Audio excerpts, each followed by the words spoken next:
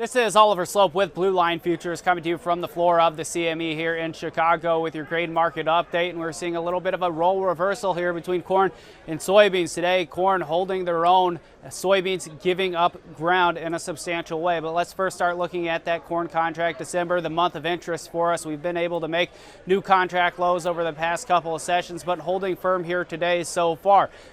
A little bit of a silver lining, but nothing to write home about just yet. The bulls really want to see consecutive closes back above previous contract lows, 363 3/4. Previous support now becomes resistance. If the bulls are able to chew through that to round up the week, potentially we start to see a little bit of a short covering rally, but until then the bears remain in total control.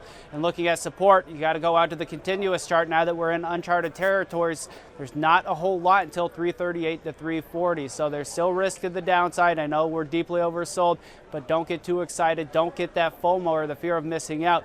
We'd really rather be buyers on strength than trying to double down here on the bottom end of the recent range.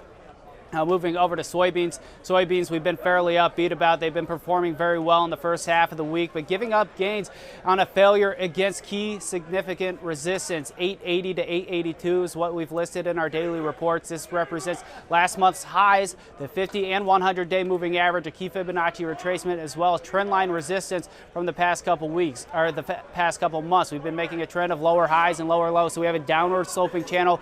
We bumped up against the top of that. Weren't able to attract new buyers, and you saw the sellers step in and take advantage of the recent higher price action. As far as support goes, 850 psychologically and technically significant. If we break and close below there, contract lows near 815 is not out of the question.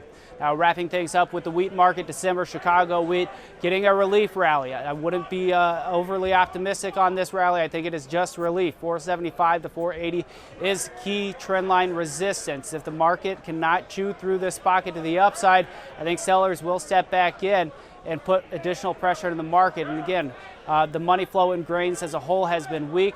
So if that continues to play out, we wouldn't be surprised to see a retest of contract lows over time, comes in closer to 442.5. That's what we're looking at. That's what you should be looking at too. This has been Oliver Slope with Blue Line Futures from the floor of the CME.